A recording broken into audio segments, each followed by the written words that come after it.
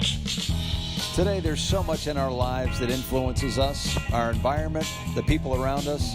Sometimes we don't even know what's influencing us, and that's what we're here to talk about. Welcome to the Influence Today podcast with Chet, Tart, and Terry Lyles.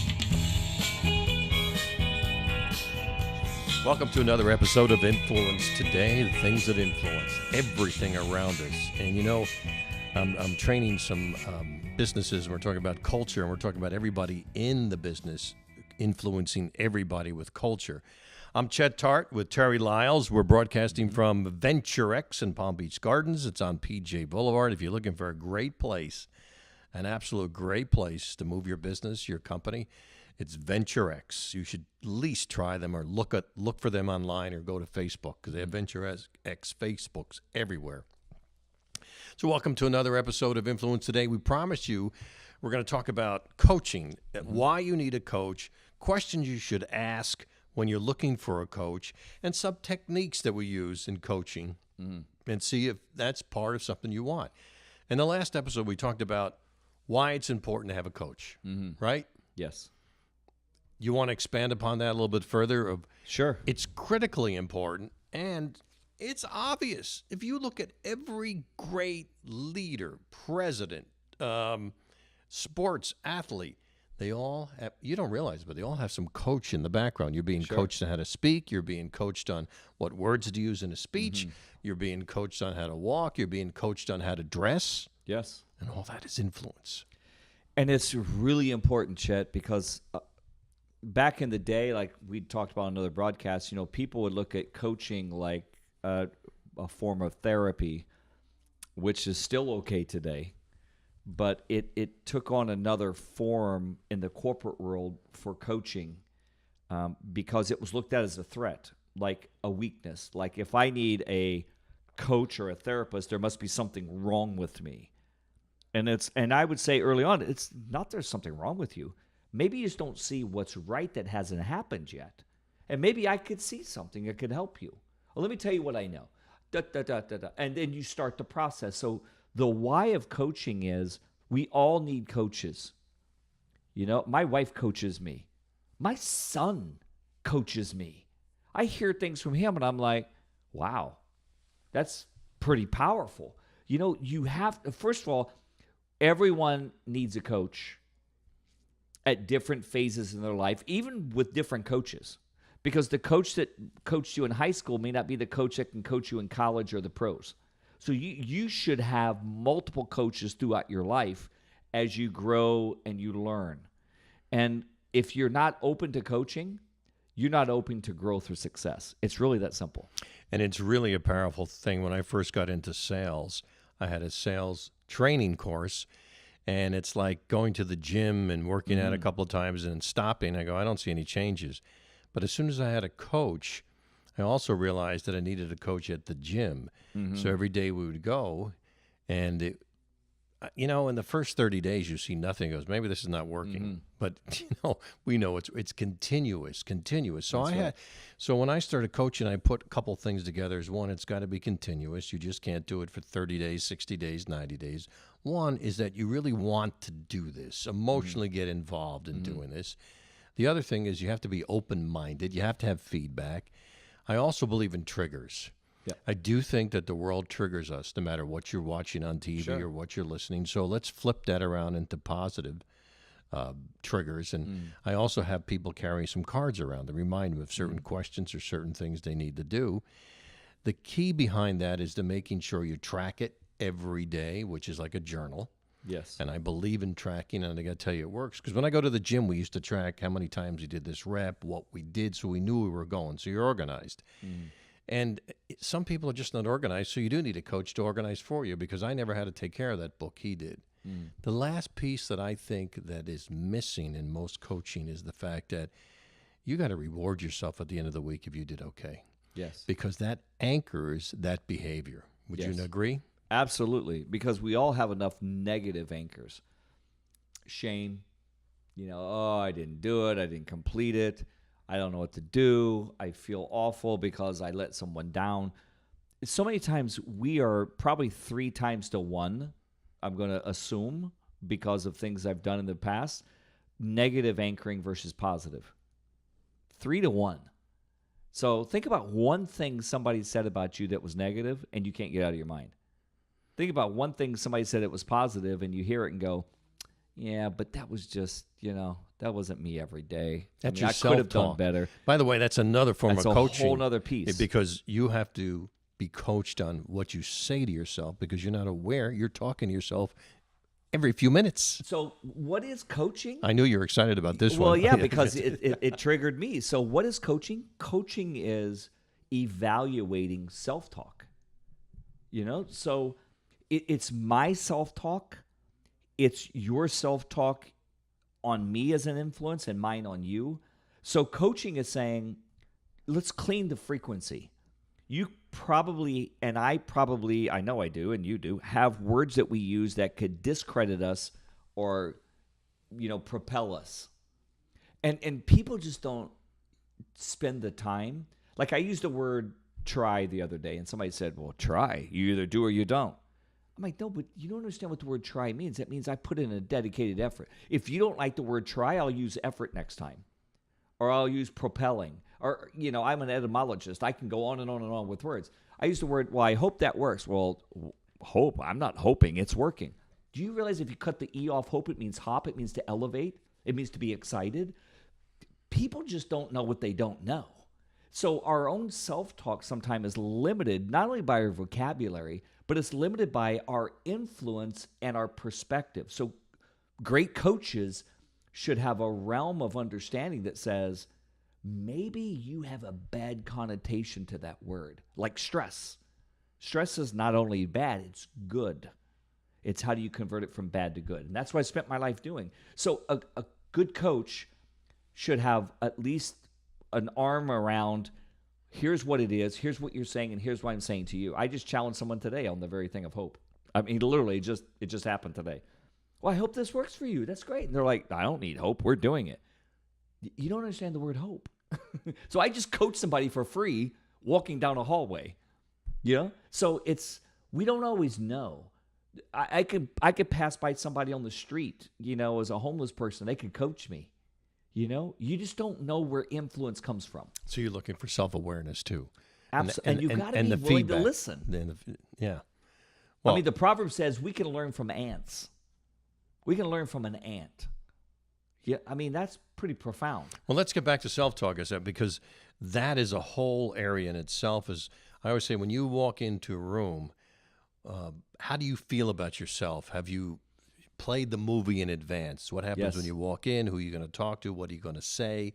That's preparation. Also, when you get eye contact with somebody, how do you feel about that person if you don't like the person or if you talk to the person? And our mind is just talking to us constantly. Should I shut down? Should I move forward? Should I be more aggressive? Mm-hmm. And I always say, play the movie in advance so you know. And I come from the sales background. Before you walk in, this guy's a high D. He's going to drive you. So have you prepared questions? Have you prepared yourself for that? Because if you're not preparing, you're repairing at that meeting. Right. And you're coming back and analyzing and says, I'm not good at this. No. And then you keep saying, I'm not good at it. Guess what? You're not good at it. Because isn't it the subconscious that doesn't know reality? Yes. Yeah, it's the automatic, system. It's our autopilot. It's driven by the autonomic nervous system. So it's our natural reaction. So a lot of our body function is in the autonomic nervous system, which is heart rate, breath rate, blinking your eyes, blood oxygen levels. All that stuff is done under the surface. On the conscious level is, how do I look? How do I feel? What does they think about me? How do I think about them? So because the autonomic nervous system works under the surface, the subconsciousness gives us a predictability. It's a foundation. The problem is that level and below can be skewed and negatively skewed. And that's where the coaching and the therapy comes in to be able to say, what is triggering all of this? Every time you grow a plant, it doesn't bear fruit. If you grow plant after plant after plant and it doesn't grow fruit, there's a problem. It's because you're doing something wrong while it's trying to bear fruit and you're killing it from bearing fruit. That's self-talk. It's also behavioral awareness. I could be doing something wrong or incorrectly. So I have to know, what does that plant need? It's funny. You go to a store and you buy a plant. Some plants need more water than less water. You can overfeed a water plant and it dies. Right. Others, it'll die because it didn't get enough water. You read the label. The label goes, only water it once a week. Oh, no, but I love watering a plant. So I'm going to water it every day. It'll drown. So sometimes we just have to know what the manual says. Just like too much sun, too much shade, things like that. Yeah. All the above. So it's all an equilibrium. And good coaching is understanding at least an awareness of where that equilibrium balance is, to say, here's enough, here's not enough, here's too much. But it's all different based upon the person and the personality. Let me take that plant analogy for a second for employees, if I can. There was a time, I got to go back and tell a story, so this where you're going to, how'd you talk to him? There was a time when I was in the radio business and I was reading all these books about how to get better. And I decided, you know what I'm going to do? I'm going to call up these authors and say I'm interviewing for a radio show. Sure. And I'm just going to tape it for myself with my own questions. And so I would, every time a book would come out, I'd call the guy up, I would talk to them, and it never got aired, but I listened to it all the time and played it. I can't play them today because they're cassettes. I don't even have a cassette player. No one sells them. Yeah. So there was one conversation I had with a guy named Stephen Covey, who just wrote the book 7 Habits. Yes. So I called him up and we were talking about me as a manager and also taking care of employees. And he said this about plants. He said, have you ever noticed when you buy a plant and you feed it, put it in the water, put it in the sun, take it out of the sun and put it back on your desk, it flourishes. Have you ever noticed when you take a plant and stick it in the dark and keep it back there and never water it, what happens to it? It dies. He says, so treat your employees as a plant. What would you like to do? Keep them in the dark, not feed them information? Or would you like to feed them information, talk to them, put them in the sun, praise them, and things like that? Sure. I never forgot that. It feels like another world that he told me that, but I never forgot that. And what you were just talking about plants was critically important. It's powerful because plants are like personalities. I mean, one plant needs more water, less light. Another plant needs more light, less water. As a leader. If you don't read the tag of the plant, in other words, if you don't understand the personality of the person at some level, you're going to overwater, underwater, overlight, underlight. And I think the last thing about the whole plant thing, which is fascinating to me, is this whole thing of photosynthesis. So when a plant puts out oxygen, we breathe it in, and it helps us. We exhale that same oxygen that becomes exhaust, like a car intake and exhaust, and the plant consumes that, recycles it, and creates more oxygen. So if we lived on a planet with no plants, if we had no planets and no plan on a planet, where are we? Plants feed us. God knew that by creating the universe and said, you need plants in your life to coach you, to feed you on what you don't see, but it's going to keep you alive. So we inhale the plants, we exhale. They inhale our exhale and inhale and give it back to us. It's cyclical. That's what good coaching is. I may know something you don't know, you know something I don't know. When we share that, that is photosynthesis. We are helping each other. Now, before we leave, I wanted to tell people that you were going to give us some questions. What kind of questions should I ask if I'm hiring a coach? Do we care about their background? Do we care about their education? What should we care about? Well, I think all of that is important. Their background, their education, where they've been, what they've done, that's all important. But I think more importantly is, do you feel a connection with that person? Because you could have somebody that's fully credible. They have all the boxes checked. They went to the right schools. They had the right GPAs. They whatever. But if I don't like you, it's not going to work. If I don't respect you, it's not going to work. The most important thing is rapport. Rapport. You have to have rapport. And if you don't feel that rapport with a coach, it's probably not going to work because you're going to deflect and you're going to push away good coaching. So the most important thing is rapport. As a coach, how do you build that? You better be good enough to acquiesce to that person by understanding who they are, like the plant. I know how much to water, how much to sunlight you. I know what you might need. Now you tell me what you think and we'll work on it. The onus is on the coach. It's on the coach. The coach needs to know how to acquiesce to get to that person to help them. Because there's no good or bad coaches other than the coach themselves. If you can't acquiesce and you're only one-sided coaching, go do what you have to do. You'll find people. But I have to acquiesce to all kinds of people. Male, female, destructive, people trying to kill themselves, people trying to make more money. My job is, how do I not be a chameleon in itself, but how do I surrender to myself and coach myself to say, I'm not beneath you, I'm not above you, I am you in a different form, let me help you. That you can see, you can ask questions, and you can pull it out of them. You're Absolutely. not telling people anything. No, I share information, they do what they want. Okay. Because you're not going to tell people what to do and they're going to do it. I mean, try raising a child.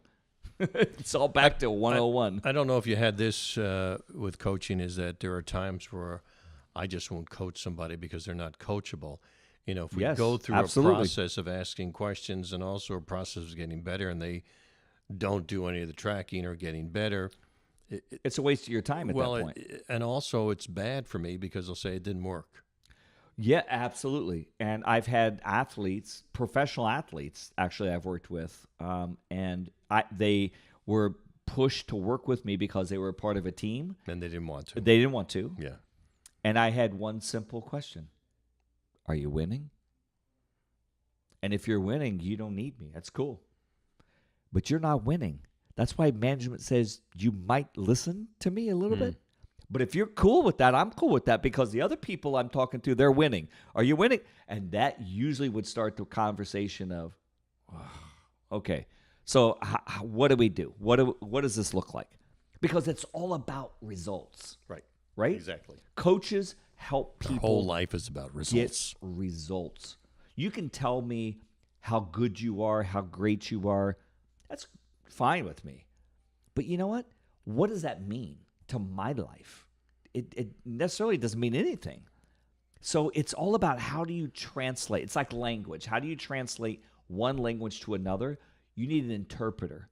A coach is a different form of interpreter. It takes information from you, it regurgitates, and it sends you back another message that says, but what if you didn't hear this vowel? What if you didn't hear this syllable? And I could help your speech, or I could help your mindset or your self-talk. It's very powerful. The coach must be skilled. The coach must be intuitive enough to know what that person needs. Thanks, Terry. Appreciate that. And if you'd like to know more about coaching, you'd like to get in touch with Terry, TerryLyles.com, TerryLyles.com. You can very reach me. simple. I'll respond back. And yours? Yeah, mine is Chet at intentional-influence.com.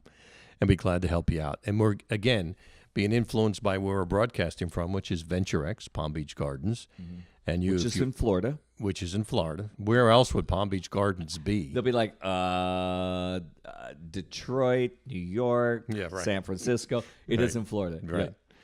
And if you're around the area, you might want to check it out and see the place. It's filling up. It's starting to fill up. And if you show up, we'll interview you. Because Perfect. That's just what we do. Perfect. On the way, in the next couple of episodes, we have some guests lined up. We want to talk about powerful guests, how they got there, what they're doing right now, some of their coaching that they did or they got coached by other people. And that'll be in the next couple of episodes coming up. So our podcast is expanding. We're getting more and more people on there. And there's a couple of books out there, and I'm getting authors to talk with us. So we should have this expanding very shortly. Again, please like and share if you like and you want to share. We appreciate it. Absolutely. Thank you. We'll see you at the next episode. Thank you.